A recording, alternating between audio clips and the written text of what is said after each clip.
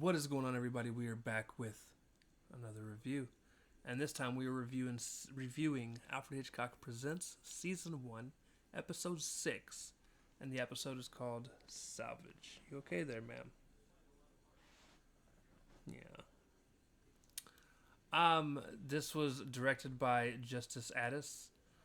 Story was originally created by Fred Freeberger. Teleplay was written by Fred Freeberger and Dick Carr. Gene Barry plays as Dan Varel. Nancy Gates plays as Lois Williams. We also get Peter Adams as Tim Grady. Paul Breyer as Lou Henry. Elisha Cook Jr. as Shorty. Maxine Cooper as Mary. Edith Angold as Hilda. Virginia Christine as a model, so forth and so on. So, and the episode was released November 16th, 1955. So to give you guys a rundown of basically what happens,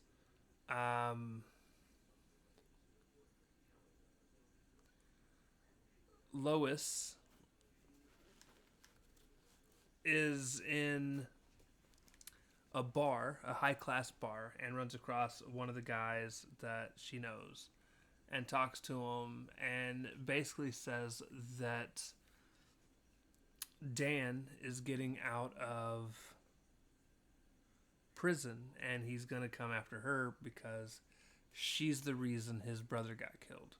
And basically what had happened with that is she basically snitched on him after getting him involved in a robbery. Snitched on him, gave up his place, and the cops went out and ended up killing him because, of course, he's going to go down swinging. Now, in the process of all this, he basically tells her it's a you problem, not a me problem. So she leaves. She goes to visit her boyfriend who hasn't seen her in like 2 months, who's for some reason got a place set up in his apartment for 2 people with a flower on one of them. Basically states that, hey,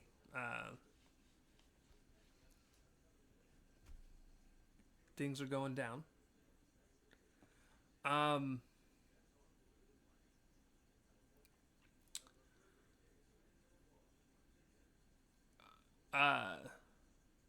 Well, he doesn't get there that quick. He tries to push it off like nothing's going on. But then she's like, Dan's getting out, and he's like, yeah, so, and she's like, well, he's gonna come after me, and he's like, well, why don't you get out of town? And she's like, it doesn't do any good to leave, and basically she just bounces. She's like, bye, Tim, and she leaves. So she goes home to her apartment. And as she's sitting there, Dan finally shows up. And he wants to kill her. And she's like, go ahead and do it. I don't care anymore.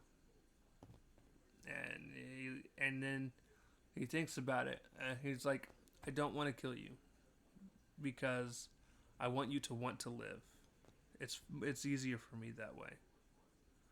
So he basically tells her, since he can't kill her, he wants to go legit and needs a business to do so. Asks her if, what she used to do. She said she used to make dresses, and he said, how about I front the money to start a dress business, a clothing business? And she's like, okay, that sounds good. So she does, and she starts a dress shop, and things are, they're about to go into an opening. She needs money for advertising. He goes and gets money for advertising. And the place opens. The place is pretty successful. She then tells Dan that she's going to have to, break his heart because there's only one guy for her, which is Tim. So he goes and talks to Tim and tells Tim, you're going to ask her to marry her. And Tim's like, all right, I'll do it. He goes, asks her to marry him. She says yes. And finally, Dan approaches her, and she even says, remember when you said you wouldn't kill me because I wanted it? And he's like, yeah. And she's like, and then something happened, and here we are. I'm the happiest I've ever been. I'm the happiest woman in the world. The man that I want to marry, I'm going to. And I have a successful business and everything. And so, as she's saying it, she opens up a window. She's outside, and she turns around, and he's got a gun pointed at her. He's like, now that you want to live, I'm going to make sure I take everything from you like you did my brother. And he shoots her and kills her. So this is one of those, again, when I watched it earlier this year, this is another one of those, I kind of knew what was going on when he said, hey, I don't want to kill you because you want it.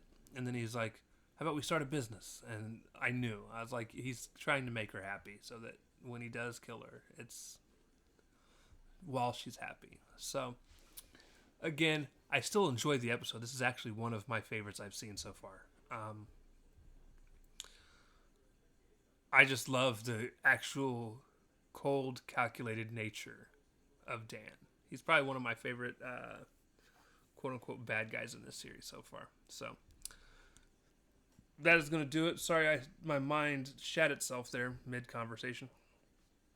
I'm just really tired, guys, so I think this is going to be the last one I record for the night. I did start a little bit later than I wanted to because we watched a TV show that we were watching. So with that being said, I love you guys. We'll see you next time. Peace.